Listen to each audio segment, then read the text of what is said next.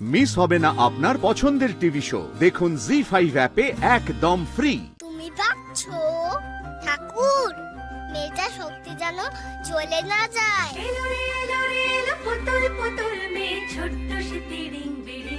এই তো তুই বুঝতে পেরেছিস মনের কথা।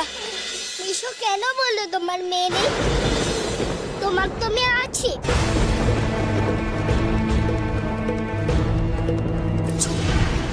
একদম চুপ, এদিকে আয়। একদম চুপ মা, এই কথা তুই কাউকে বলিস না। এই বাড়িতে এই কথা বলবি না। এমন অভাগা মা আমি যে নিজের মেয়ের কথাও কাউকে বলতে পারি না। তুই আমাকে বললি না যে মা দুর্গা তোমার মেয়েকে ঠিক খুঁজে দেবে। খুঁজে পেলেই বা কি, আমি তো কাউকে আমার মেয়ের কথা বলতে পারবো না রে। আমি যে ওর পরিচয় কাউকে দিতে পারবো না। তুই তোর মাকে খুঁজে পেলে তুই তো বলতে পারবি যে ওটা তোর মা। কিন্তু আমার সাথে আমার মেয়ের দেখা হলে আমি যে বলতে পারবো না ওটা আমার মেয়ে। আমি যে স্বীকারই করতে পারবো না। এমন অবাকা মা আমি।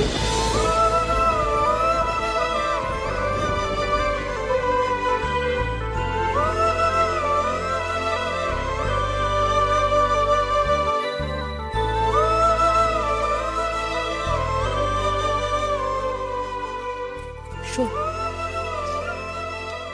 ভালো করে শোন, আমার মেয়ের কথা এ বাড়িতে তুই কাউকে বলবি না, মুখেও আনবি না।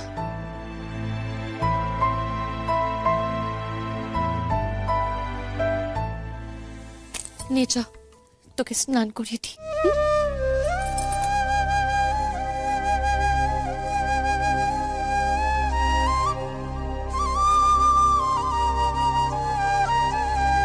মাসিমণি খুব কষ্ট পাক মামা, সেই কষ্ট ঘোচাতে হবে।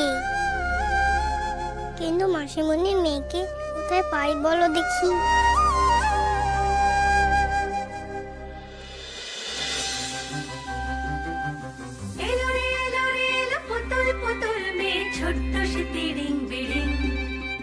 দুঃখের শেষ নেই তাও হাসে খেলকে মন তার গঙ্গা ভরি। দুঃখামণি নাম দুঃখামণি, আজও আশীর্বাদে ধন্য শুনি। দুঃখামণি নাম দুঃখামণি, আজও আশীর্বাদে ধন্য শুনি। এলো রে এলো রে এলো। এই দুর্গামণি, তখন থেকে তুই কি করছিস বলতো? জানো তো মাসিমণি, আমাদের আশ্রমের পাশে একটু দূরে মেলা হয়, সেখানে আমি গেছিলাম। জানো তো, একটা লোক এমন সাবান জল দিয়ে গো সুন্দর ফু দিয়ে ওড়াচ্ছিল। শোন বাবা, শোন, ওটা অন্য সাবান জল, ওটা আমি তোকে পরে করে দেবো। সত্যি দেবে? নে এবার চোখ বোঝ, মুখে সাবান দেবো। চোখ বোঝ তো, চোখ বোঝ।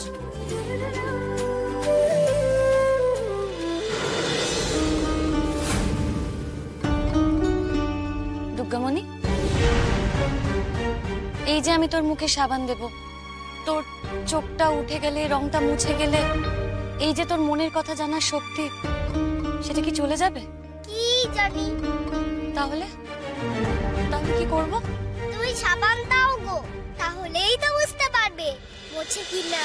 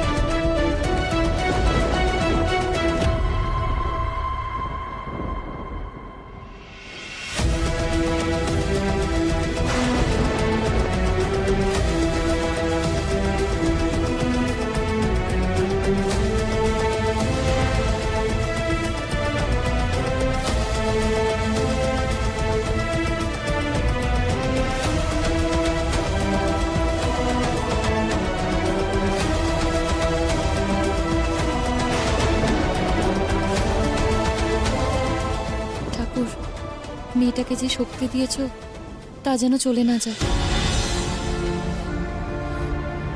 আরে দুর্গামণি, আমার মনের কথা তুই এখন বুঝতে পারছিস?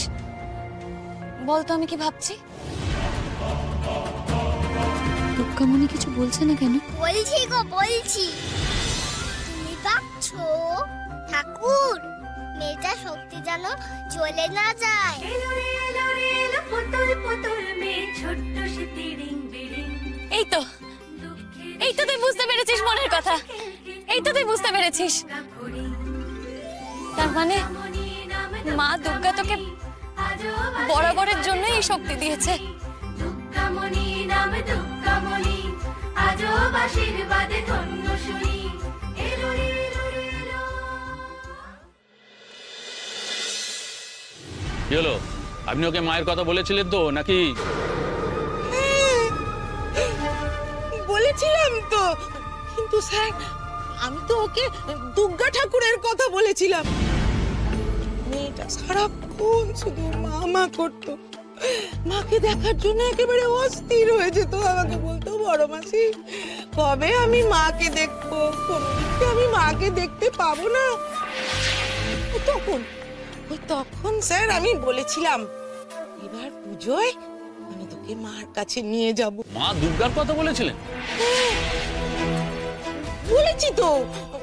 তারপর থেকে সারাক্ষণ গালি বলতো, বড় মাসি কবে আমাকে মার কাছে নিয়ে যাবে, কবে আমাকে মার কাছে নিয়ে যাবে। আমি বলেছিলাম কদিন পর নিয়ে যাব, মানে পুজো শুরু না হলে তো আর। মেয়েটার তর্স হইল না স্যার। বুঝলাম। কি করা যায় বলুন তো স্যার?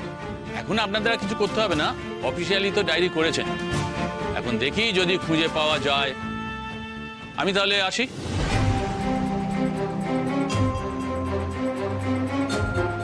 আমিও আসি। তুমি আবার কোথায় যাবে? যেতে যে আমাকে হবেই, আমাকে আর আটকাবেন না। ছুটি কি আর এমনি এমনি নিয়েছিলাম? আমার মায়ের শরীরটা খুব খারাপ, আমি তো ওখানেই যাচ্ছিলাম। ওই আপনারা ফোন করলেন তাই তো মাঝ রাস্তার থেকে একেবারে ফেরত চলে এলাম। মায়ের সঙ্গে দেখা পর্যন্ত করতে পারিনি, কিন্তু এবার তো আমাকে যেতেই হবে। ঠিক আছে যাও, দেখা করেই ফিরে এসো। এই চলো তোমরা। আমি আসছি দুর্গামণি, এবার দেখি তুই কোথায় পালাস। জি5 ডাউনলোড করুন আর সব এপিসোড দেখুন একদম ফ্রি।